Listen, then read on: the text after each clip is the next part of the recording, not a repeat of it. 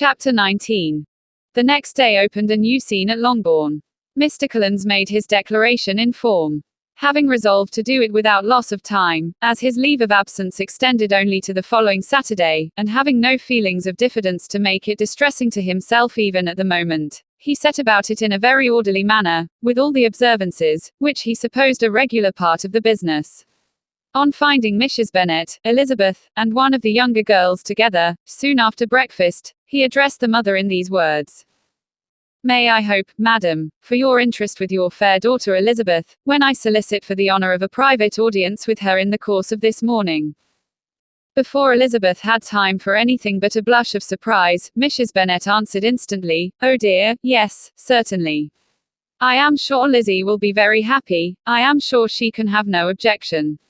Come, Kitty, I want you upstairs. And, gathering her work together, she was hastening away, when Elizabeth called out. Dear madam, do not go. I beg you will not go. Mr. Collins must excuse me. He can have nothing to say to me that anybody need not hear. I am going away myself. No, no, nonsense, Lizzie. I desire you to stay where you are. And upon Elizabeth's seeming really, with vexed and embarrassed looks, about to escape, she added, Lizzie, I insist upon your staying and hearing Mr. Collins. Elizabeth would not oppose such an injunction, and a moment's consideration making her also sensible that it would be wisest to get it over as soon and as quietly as possible, she sat down again and tried to conceal, by incessant employment, the feelings which were divided between distress and diversion. Mrs. Bennet and Kitty walked off, and as soon as they were gone, Mr. Collins began. Believe me, my dear Miss Elizabeth, that your modesty, so far from doing you any disservice, rather adds to your other perfections. You would have been less amiable in my eyes had there not been this little unwillingness, but allow me to assure you, that I have your respected mother's permission for this address. You can hardly doubt the purport of my discourse, however your natural delicacy may lead you to dissemble, my attentions have been too marked to be mistaken. Almost as soon as I entered the house, I singled you out as the companion of my future life. But before I am run away with by my feelings on this subject, perhaps it would be advisable for me to state my reasons for marrying, and, moreover, for coming into Hertfordshire with the design of selecting a wife, as I certainly did. The idea of Mr. Collins, with all his solemn composure, being run away with by his feelings, made Elizabeth so near laughing, that she could not use the short pause he allowed in any attempt to stop him further, and he continued. My reasons for marrying are, first, that I think it a right thing for every clergyman in easy circumstances, like myself, to set the example of matrimony in his parish, secondly, that I am convinced that it will add very greatly to my happiness, and thirdly, which perhaps I ought to have mentioned earlier, that it is the particular advice and recommendation of the very noble lady whom I have the honor of calling patroness. Twice has she condescended to give me her opinion, unasked too. On this subject, and it was but the very Saturday night before I left Hunsford, between our pools at quadrille, while Mrs. Jenkinson was arranging Mr. Berg's footstool, that she said, Mr. Collins, you must marry. A clergyman like you must marry. Choose properly, choose a gentlewoman for my sake, and for your own, let her be an active, useful sort of person, not brought up high, but able to make a small income go a good way. This is my advice. Find such a woman as soon as you can, bring her to Hunsford, and I will visit her. Allow me, by the way, to observe, my fair cousin, that I do not reckon the notice and kindness of Lady Catherine de Bora as among the least of the advantages in my power to offer. You will find her manners beyond anything I can describe, and your wit and vivacity, I think, must be acceptable to her, especially when tempered with the silence and respect which her rank will inevitably excite. Thus much for my general intention in favor of matrimony. It remains to be told why my views were directed towards Longbourn instead of my own neighborhood, where I can assure you there are many amiable young women.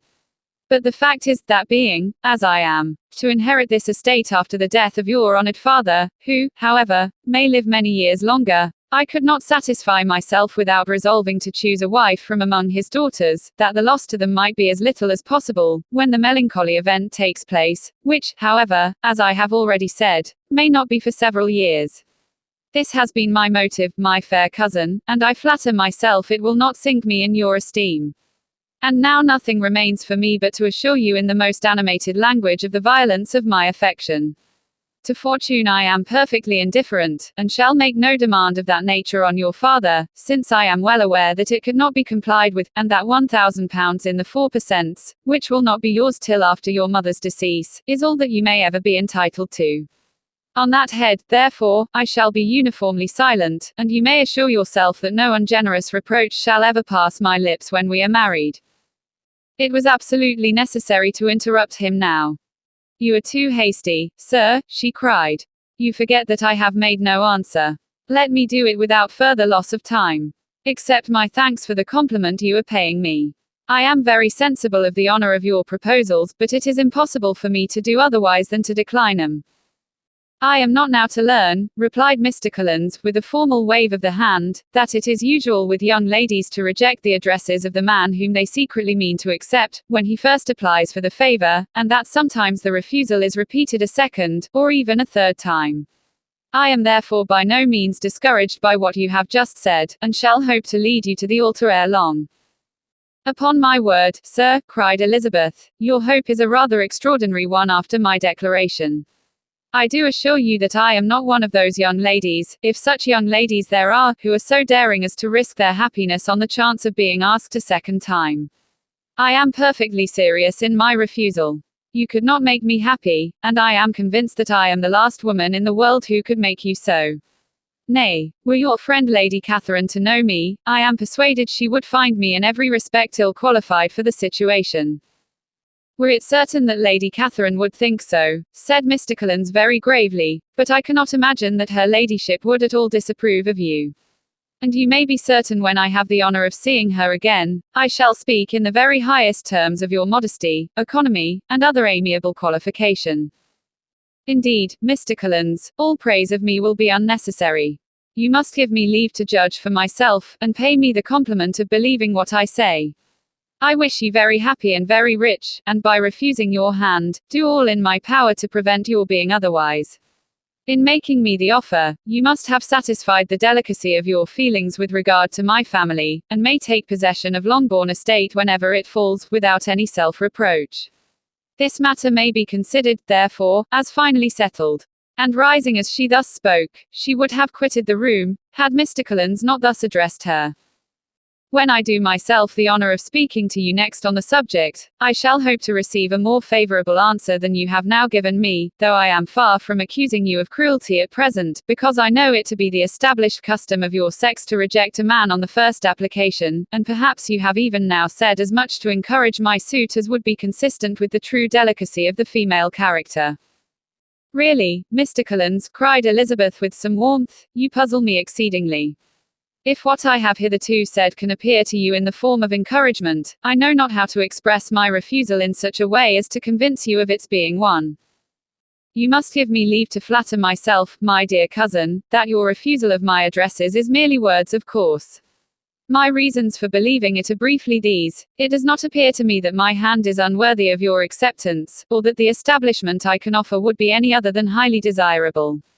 My situation in life, my connections with the family of Deborah, and my relationship to your own, are circumstances highly in my favor, and you should take it into further consideration, that in spite of your manifold attractions, it is by no means certain that another offer of marriage may ever be made you.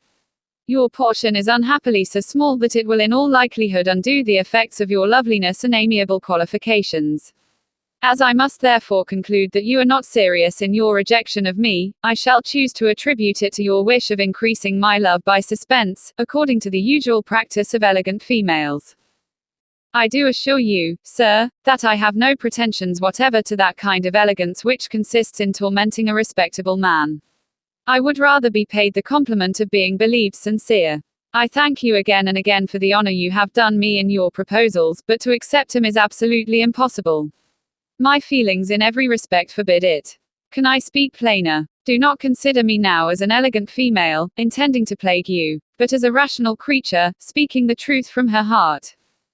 You are uniformly charming, cried he, with an air of awkward gallantry, and I am persuaded that when sanctioned by the express authority of both your excellent parents, my proposals will not fail of being acceptable. To such perseverance in wilful self-deception Elizabeth would make no reply, and immediately and in silence withdrew, determined, if he persisted in considering her repeated refusals as flattering encouragement, to apply to her father, whose negative might be uttered in such a manner as to be decisive, and whose behavior at least could not be mistaken for the affectation and coquetry of an elegant female.